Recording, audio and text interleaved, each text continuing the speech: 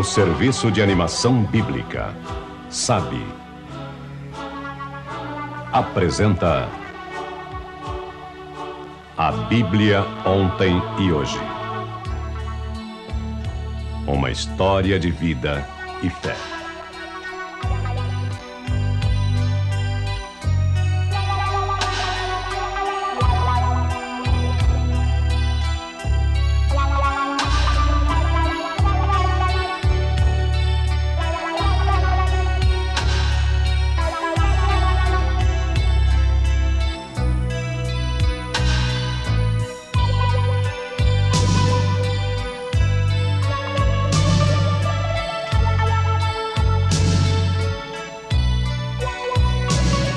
Tu me seduziste, Senhor, e eu me deixei seduzir.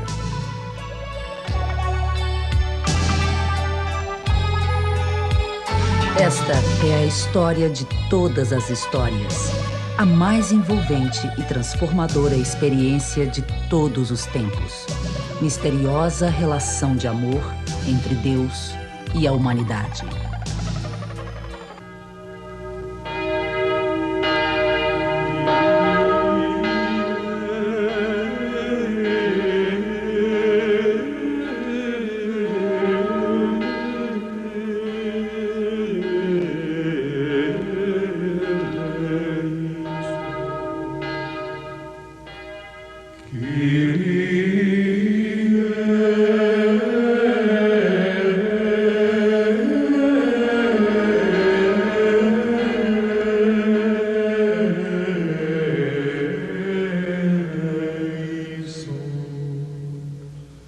Modelada em barro, esculpida em pedra, entalhada em madeira, decantada em versos, desenhada, pintada, escrita em pergaminho, impressa em papel, gravada no coração humano, história tantas vezes contada, humana, sagrada, sempre nova, eternamente celebrada.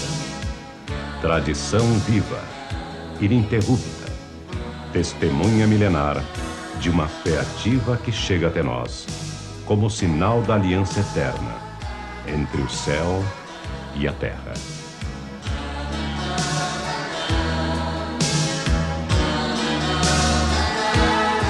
Escrita por homens e mulheres como nós, a Bíblia nasce em nosso chão. Nasce da realidade da vida, dos fatos, das relações, do clamor e da longa caminhada de um povo. Ela é fruto de um mutirão de fé, de busca, de resistência e luta em favor da vida. Sejamos, acima de tudo, homens de coração, de fé, de paz, de coração, de criança.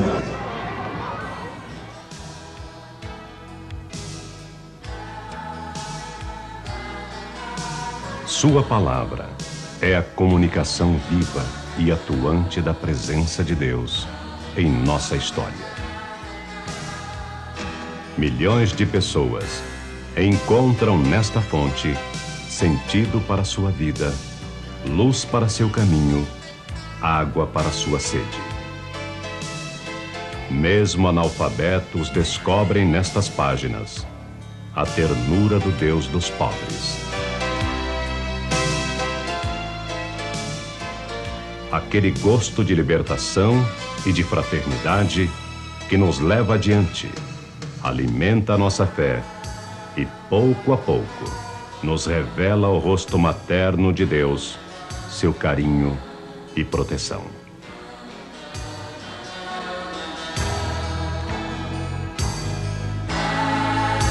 Escolhido para esta experiência fundadora de uma nova era, o povo da Bíblia guarda esta revelação como um memorial, um testamento, e o preserva com veneração como a mais rica e significativa descoberta. Uma herança a ser transmitida de pai para filho, de geração a geração, através dos séculos. Aquilo que ouvimos e aprendemos, o que nossos pais nos contaram, não vamos esconder a nossos filhos. Contaremos às gerações futuras os louvores do Senhor, seu poder e as maravilhas que realizou, para que eles confiem em Deus, não esqueçam seus feitos e guardem seus mandamentos. Onde e quando começa esta história?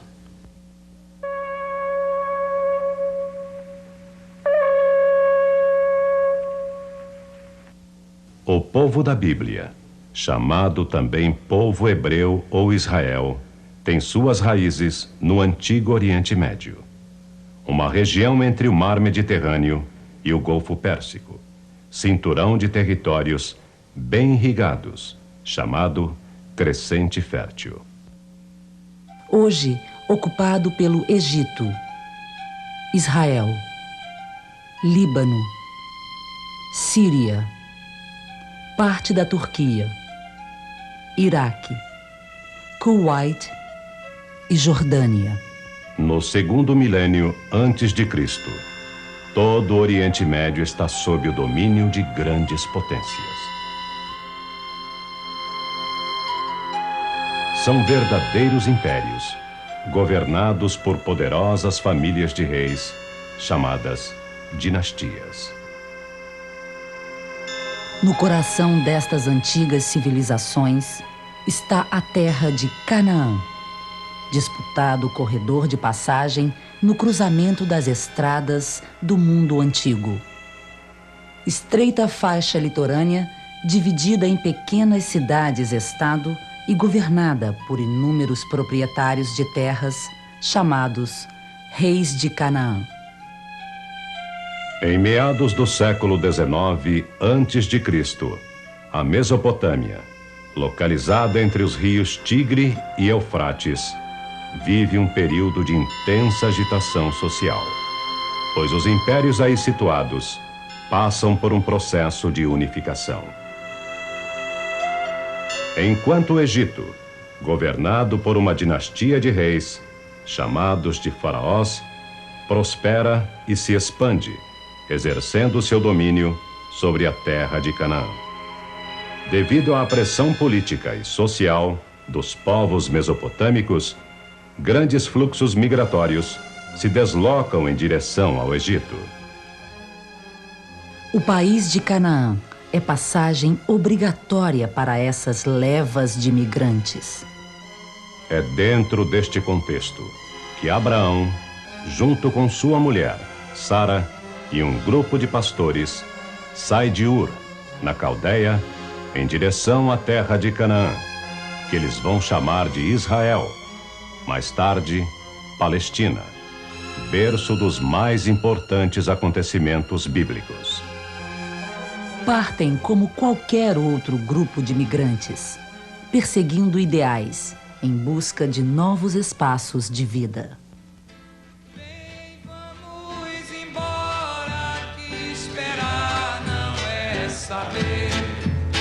Quem sabe faz a hora, não espera acontecer. Vem, vamos embora, esperar não é saber. Quem sabe faz a hora, não espera acontecer. Vem, vamos embora.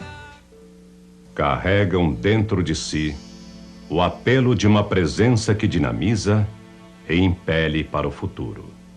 É o mistério que se aloja dentro de nós e se faz exigência para fora de nós.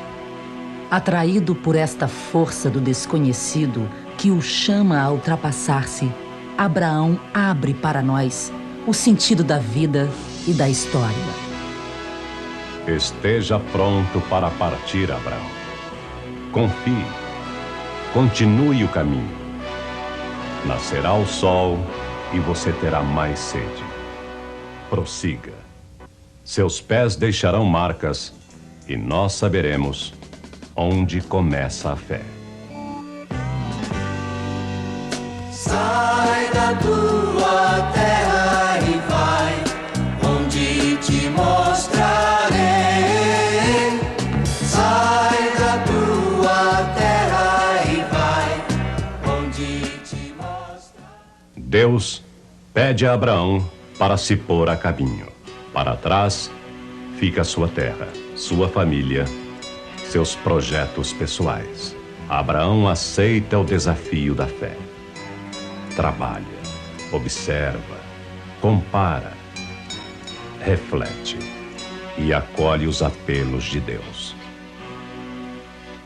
Em seu coração se consolida a promessa de uma grande descendência, que será portadora de bênçãos para toda a humanidade. É preciso cultivar a fé, não deixar morrer a utopia.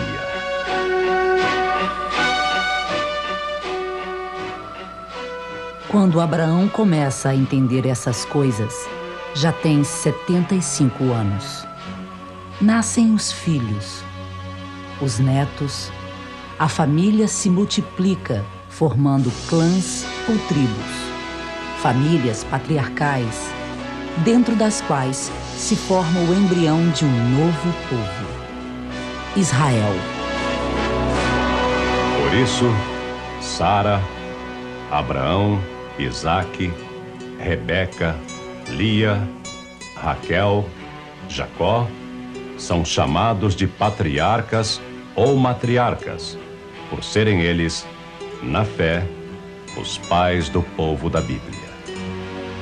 Nossa fé é filha desta fé abrâmica, eternamente devedora ao testemunho destes que por primeiro creram em um Deus que é Pai e promete a seus filhos terra, descendência, bênção. Esta promessa cria o desejo de um projeto novo que vem da gratuidade de Deus, mas se concretiza em nossas mãos, em nossa história. Neste desejo, Abraão não é mais um só. Abraão é um povo inquieto por este Deus, incomodado por esta promessa, porque compreende que ela não é um dom que se impõe, mas que se oferece e se realiza na medida de nosso sim, de nossa capacidade de arriscar, de confiar, de criar o novo, até tornar-se bênção para toda a humanidade.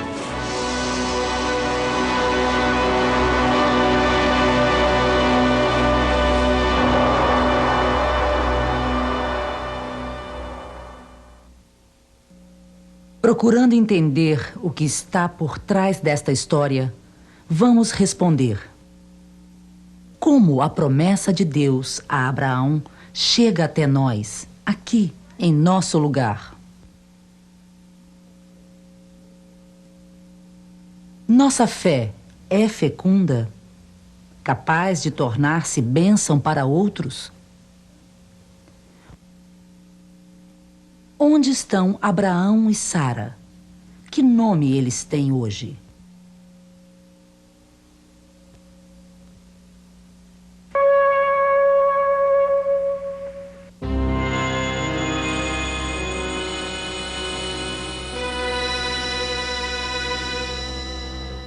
Aproximadamente 2 séculos mais tarde, uma grande seca chega ao país de Canaã e a fome começa a apertar.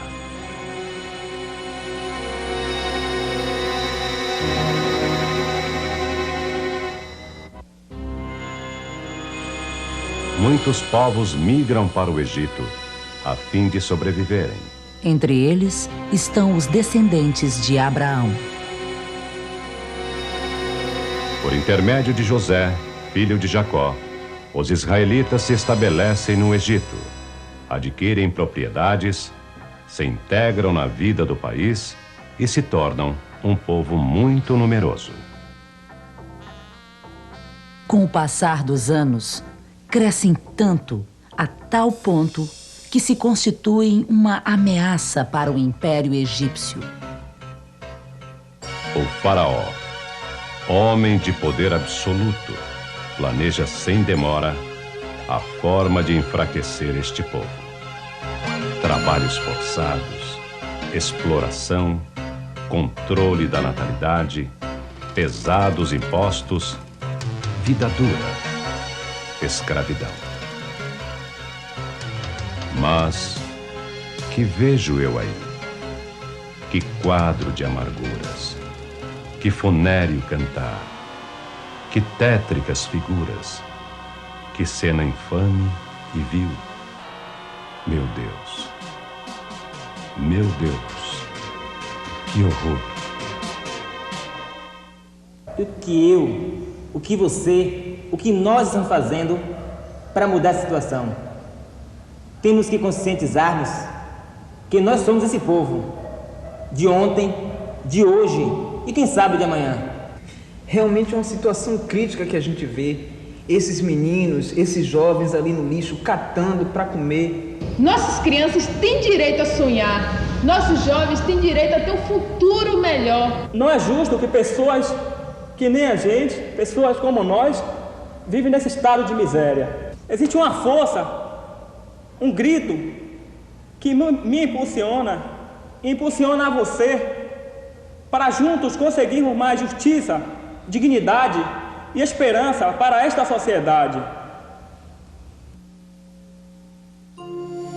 Quando o povo clama unido, querendo encontrar respostas, Deus se revela. Eu vi a miséria do meu povo, ouvi seus clamores, conheço seus sofrimentos, por isso desci para libertá-lo.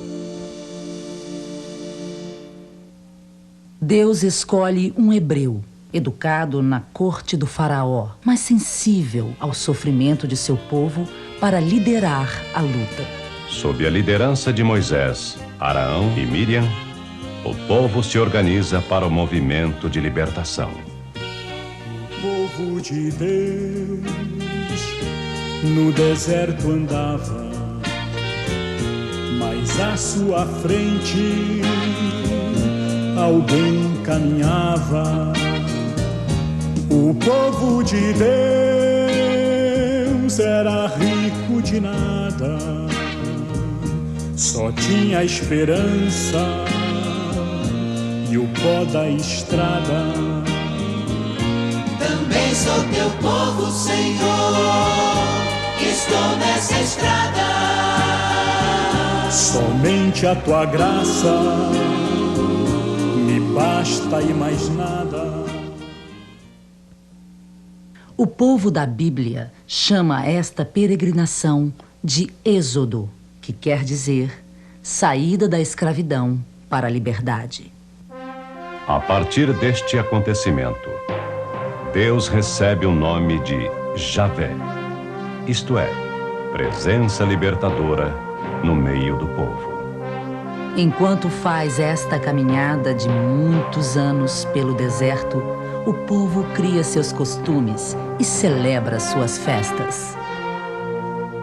A festa da Páscoa é um ritual praticado pelos pastores a fim de preservar suas famílias e rebanhos das doenças e da morte. A festa dos pães sem fermento é celebrada pelos agricultores por ocasião de uma nova colheita. Quando o povo faz a experiência com Deus da vida, a festa se torna uma explosão de fé no Deus que caminha com ele. A Páscoa recebe um sentido novo. É celebrada como a passagem para a vida e para a liberdade. É a vitória do povo na vitória de Javé. Eis o tempo de graça, eis o dia da libertação. De cabeças erguidas, de braços unidos, irmãos. A Haveremos de ver qualquer dia chegando a vitória, o povo nas ruas fazendo a história, criança sorrindo em toda a nação. Haveremos de ver qualquer dia chegando a vitória, o povo nas ruas fazendo a história, criança sorrindo em toda a nação. Companheiros no chão desta pátria, é grande a peleja.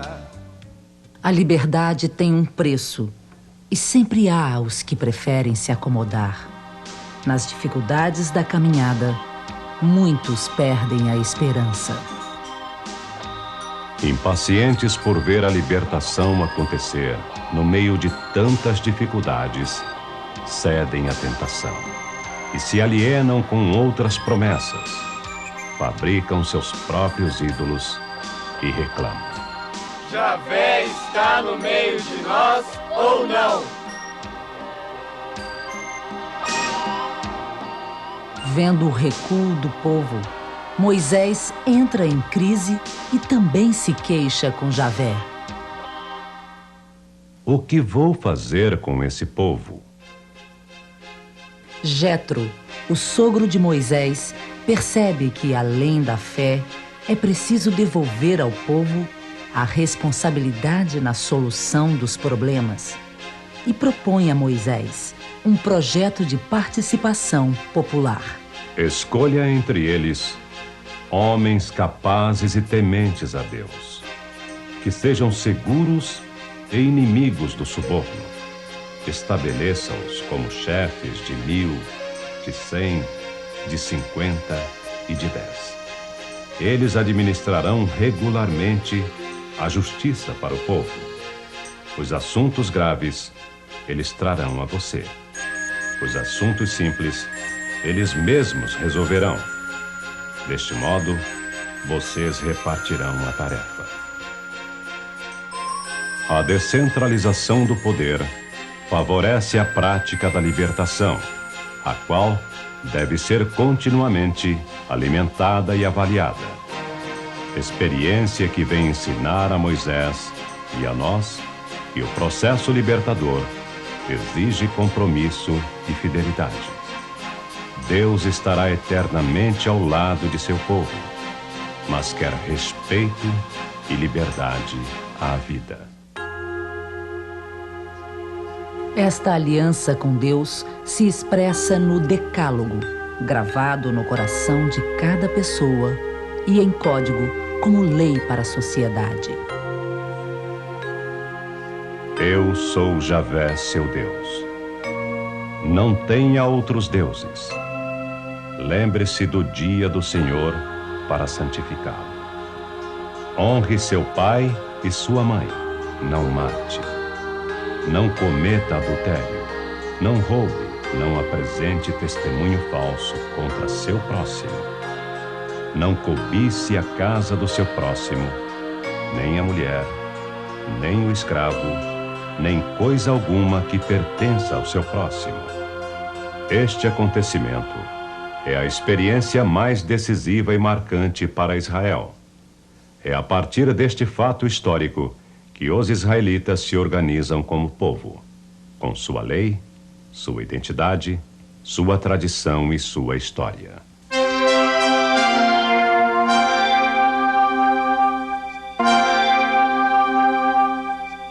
Através desta janela da Bíblia, vamos reler nossa história. Hoje, onde a vida está ameaçada? Quais as organizações em favor da libertação do povo? Como está escrita em nossa consciência a lei de Deus?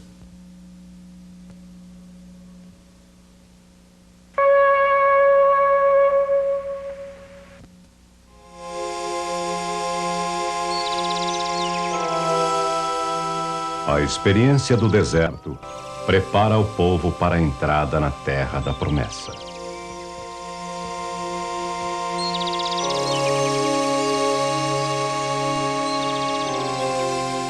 Liderados por Josué, os israelitas chegam a Canaã e se infiltram entre a população local, a dos lavradores, que também está sendo oprimida pelos reis das cidades-estado. Vendo que os israelitas conseguem a liberdade, muitos cananeus lutam contra a opressão. E surge um movimento popular onde todos se solidarizam na conquista de seus direitos.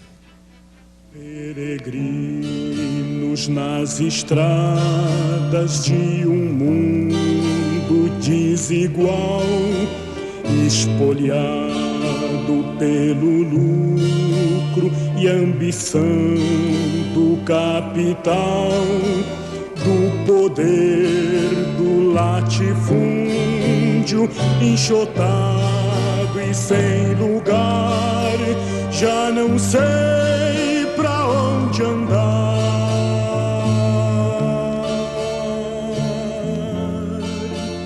Da esperança eu me apego ao mutirão. A promessa da terra é condição para se construir uma sociedade do jeito que Javé quer. Jeito fraterno, solidário, novo, próprio de quem fez a experiência com o Deus da vida, do amor e da fidelidade. Solidário e firme na fé de seus antepassados, o povo trabalha na realização da promessa. É a semente de uma nova sociedade projetada por Deus desde a criação. Ó Deus, Tu mesmo, com Tua mão, expulsaste nações para plantar nossos pais e fazê-los crescer. Não foi com a espada que conquistaram a terra, nem foi o braço deles que lhes trouxe a vitória, e sim o Teu braço e a luz de Tua face, porque os amavas. Eras Tu que nos salvavas, e em Ti nos orgulhávamos o dia todo, celebrando Teu nome para sempre.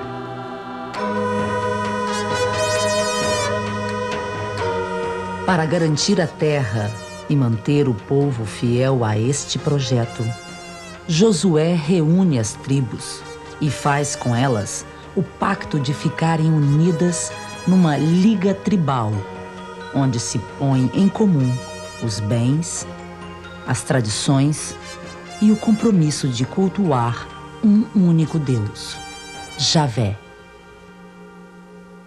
Reunidos numa grande assembleia, Josué e o povo reconfirmam a aliança com Deus e se estabelece como lei e direito viver na justiça e na fraternidade.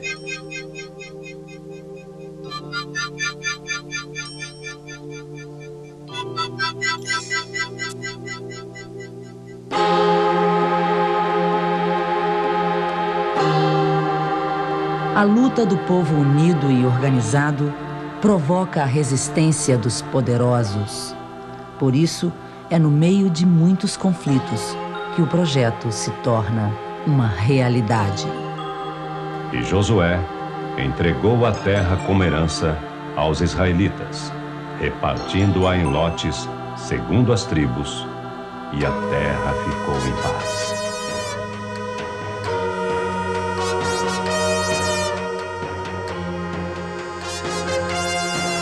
É a promessa, fruto da solidariedade humana.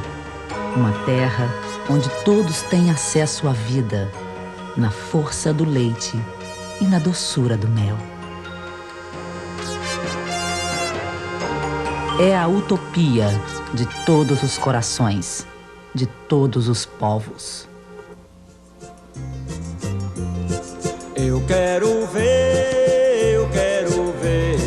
acontecer o sonho bom, sonho de muitos acontecer. Eu quero ver acontecer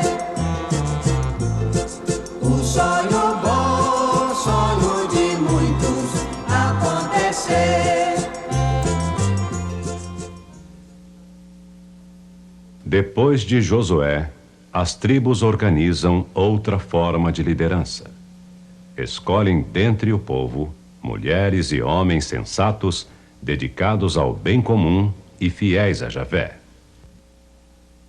Esses líderes são chamados de juízes, como Débora, Gideão, Jefté, Sansão e Samuel.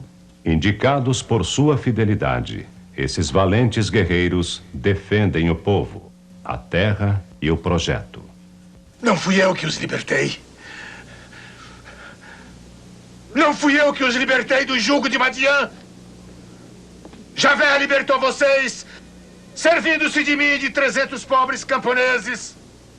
Como teríamos nós conseguido destruir um exército tão poderoso sem a ajuda de Deus?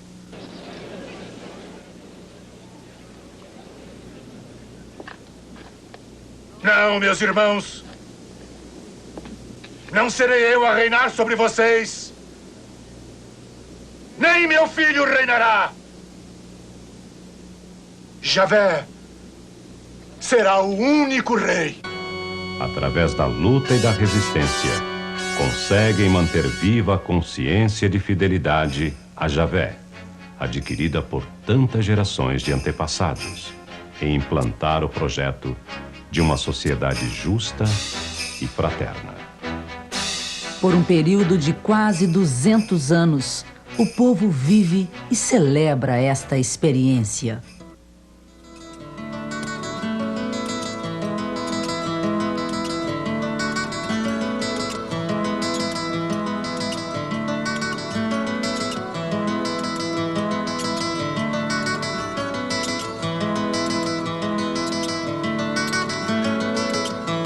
Da terra tão seca já brota uma flor, afagando prantos e gritos de dor. Correntes se quebram, as cercas tombando, uma nova era da história brotando. Dentro da noite escura da terra pura do povo meu, nasce uma luz radiante no peito, já amanheceu. Dentro da noite escura da terra pura do povo meu, nasce uma luz radiante no peito, errante já amanheceu. Mãos se entrelaçam na luta por pão, repartindo a terra da libertação. Regada com sangue, com prantos de dor, silêncios se quebram num grito de amor. Dentro da noite escura da terra. O último dos juízes fiel ao projeto de Javé é Samuel.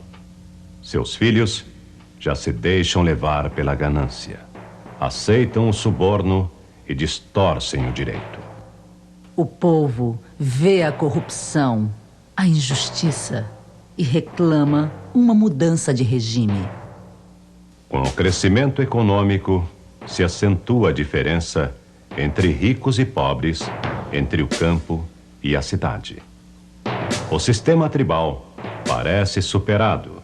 E para sobreviver dentro do novo contexto, as tribos não veem outra saída senão organizar-se como as outras potências da época. É preciso autoridade para manter o equilíbrio econômico, um exército forte para vencer o inimigo, modernizar, competir em tecnologia, estratégias e aparelhamento bélico. Descontente e inseguro, o povo cai na tentação de centralizar o poder, copiando modelos do exterior. Escolha para nós um rei, para que ele nos governe, como acontece em todas as nações. Os poderosos conseguem absolutizar o comando, e o povo paga o preço de um poder centralizado. É numa dessas transições históricas, confusas e ambíguas, que Israel inicia o regime monárquico e, com ele, a ruptura do projeto de Javé.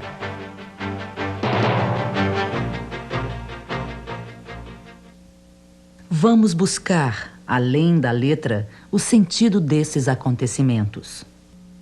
Como a fé pode e deve iluminar os caminhos da história e do bem comum. Quais as consequências da alienação do povo na escolha de suas lideranças? O que significa para um povo fazer como as outras nações?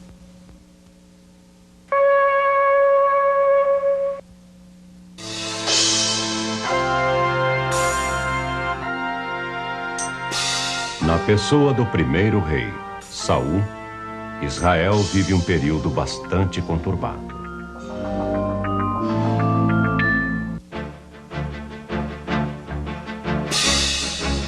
Em meio ao insucesso e sofrimento, Deus não se cansa de ensinar que todo poder é dado para ser devolvido em forma de serviço.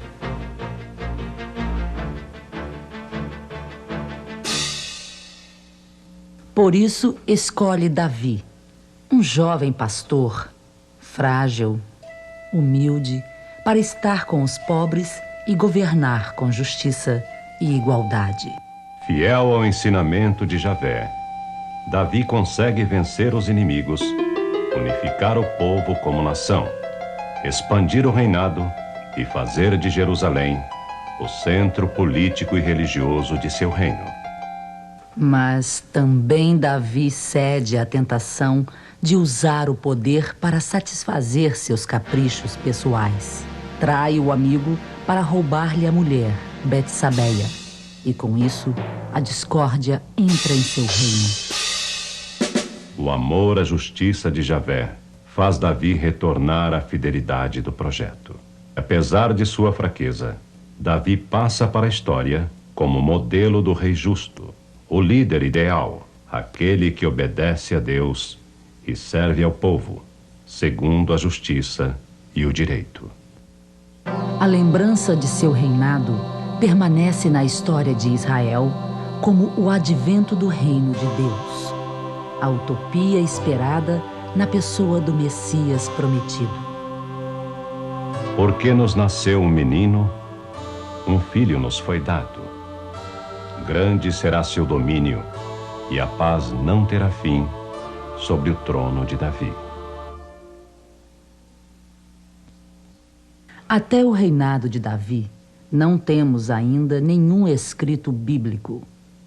Toda esta história é celebrada na fé e transmitida de boca em boca como herança e memória de um povo. Senhor, nosso Deus, ouvimos com nossos próprios ouvidos o que nossos pais nos contaram sobre as maravilhas que tu realizaste com eles.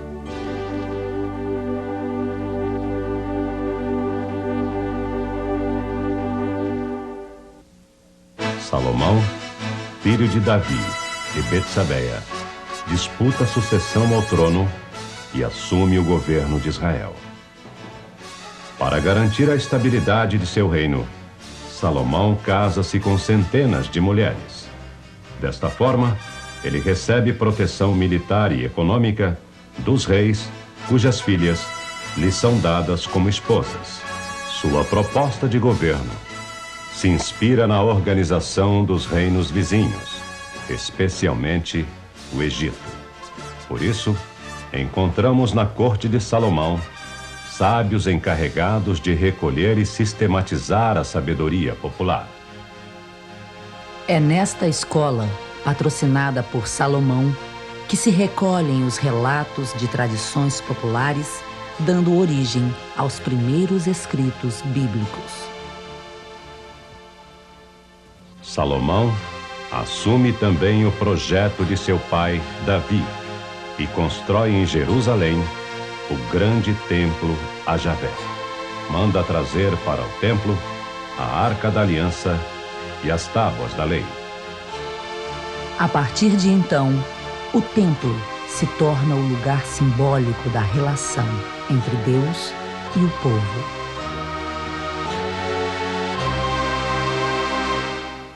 Na aliança com o Império Egípcio, Salomão organiza um sistema político e econômico dentro do modelo estrangeiro. A máquina do Estado se torna tão pesada que já não é o rei quem serve ao povo, mas o povo quem serve ao rei.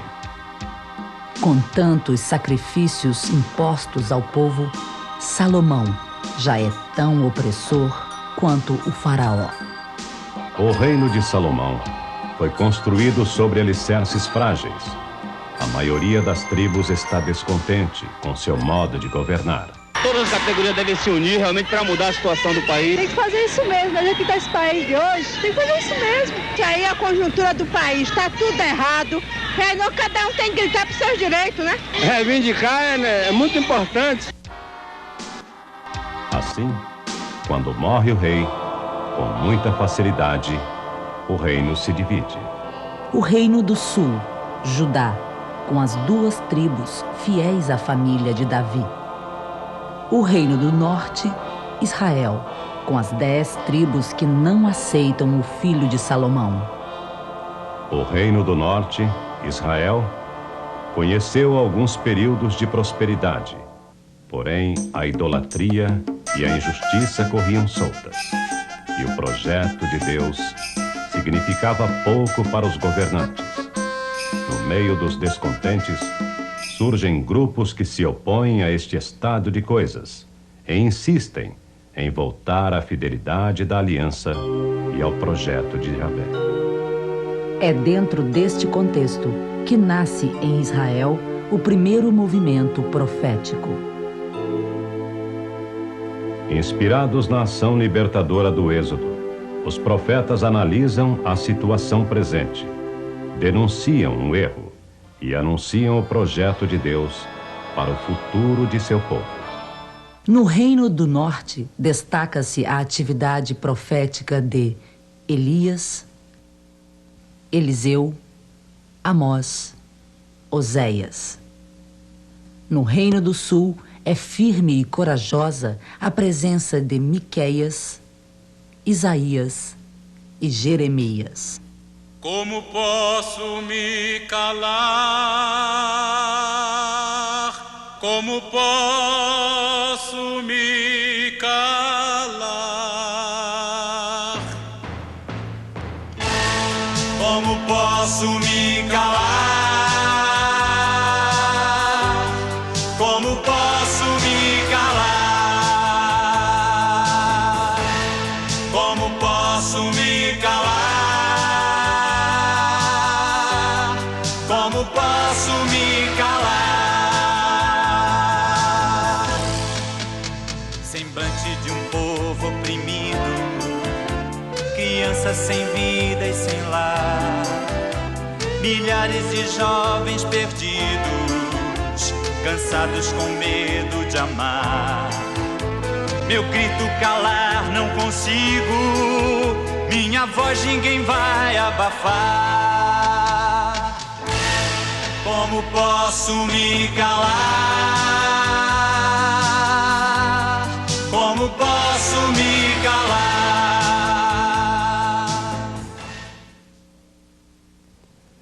Por volta do ano 720, a Assíria invade o Reino do Norte e Israel desaparece sob a dominação da Assíria.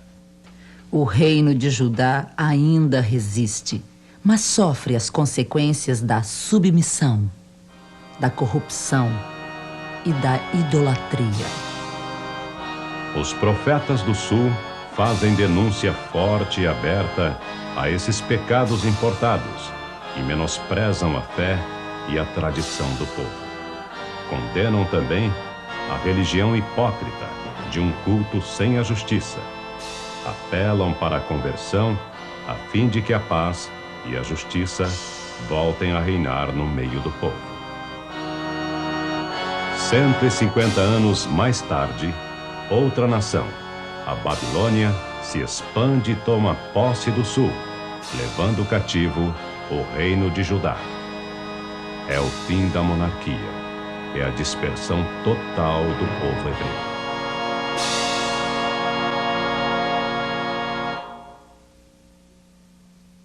À luz destes fatos, continuemos a perguntar: qual o preço do poder centralizador? Por que os profetas denunciam a religião do culto sem a justiça? Como ser profetas no mundo de hoje?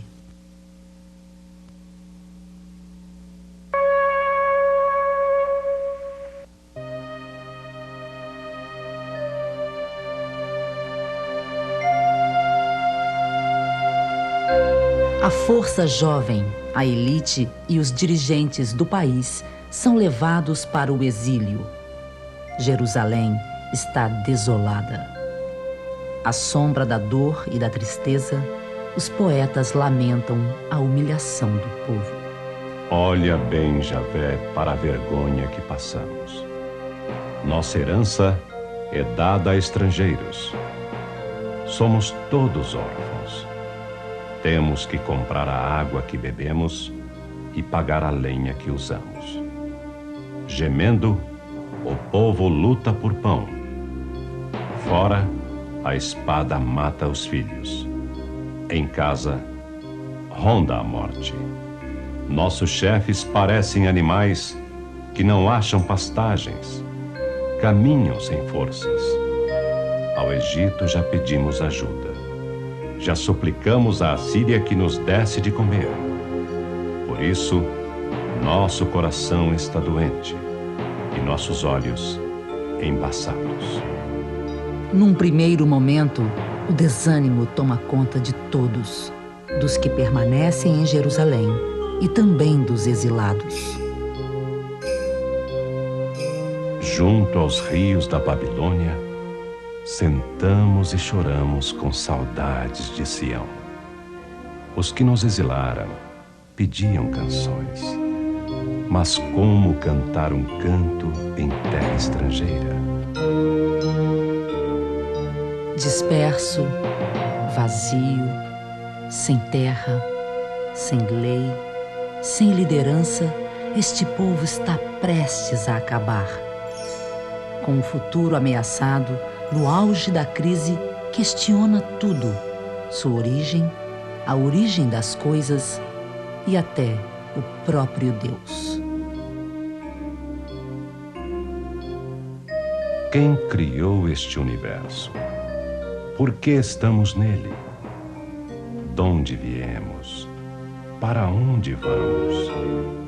Quem são nossos pais? E o bem? E o mal? Onde está Deus? Nesta busca, neste sofrimento, uma coisa permanece viva e se consolida. Guardo triste esta lembrança e me sinto abatido. Mas existe alguma coisa que eu lembro e me dá esperança. É o amor de Javé, que jamais acaba, e sua compaixão, que não tem fim. Pelo contrário, renovam-se a cada manhã. Nesta releitura, à luz da fé, o povo registra sua reflexão sobre a criação, o pecado, a bênção, a maldição, a confusão dos povos e como Deus acompanha e trabalha esses acontecimentos. Não estivesse Javé de nosso lado, Israel que o diga. Não estivesse Javé do nosso lado, quando os inimigos nos assaltaram, nos teriam tragados vivos. Seja bendito Javé. Ele não nos entregou. Fugimos como o pássaro foge da rede do caçador. Nosso coração exulta. Vamos cantar um canto ao nosso Deus por todo o bem que Ele nos fez.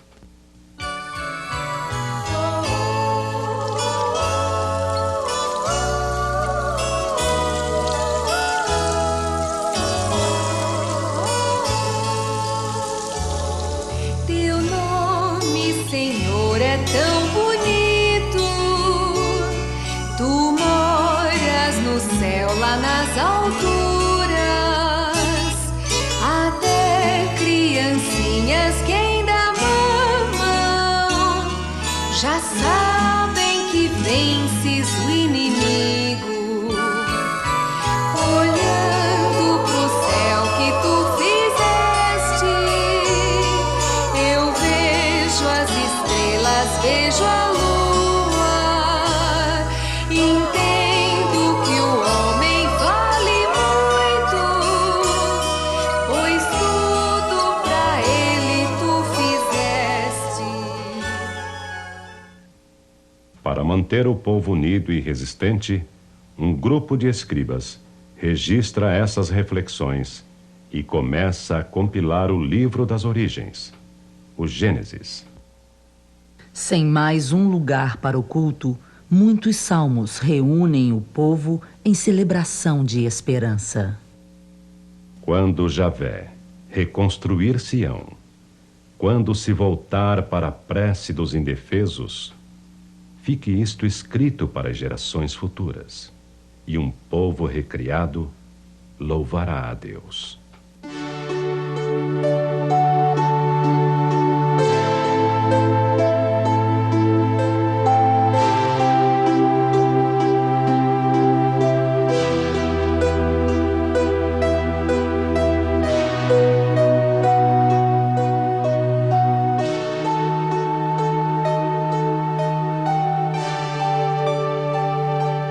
Outros salmos nascem como oração do povo, no momento de maior necessidade. Compaixão, ó Deus, tem compaixão de nós, porque estamos fartos de desprezo. Levanta-te, ó Deus, pleiteia a tua causa. Não esqueças até o fim a vida de teus pobres. Animado por essas reflexões e pela ação de novos profetas como Jeremias, Abacuque, segundo Isaías e Ezequiel, o povo mantém viva a resistência, a fé e a identidade. No ano 530 a.C., todo o Império Babilônico, inclusive a Palestina, passa para as mãos do general Ciro, rei da Pérsia. Com interesses políticos sobre a região de Judá, Ciro permite que os judeus voltem a Jerusalém e reconstruam o templo e a cidade.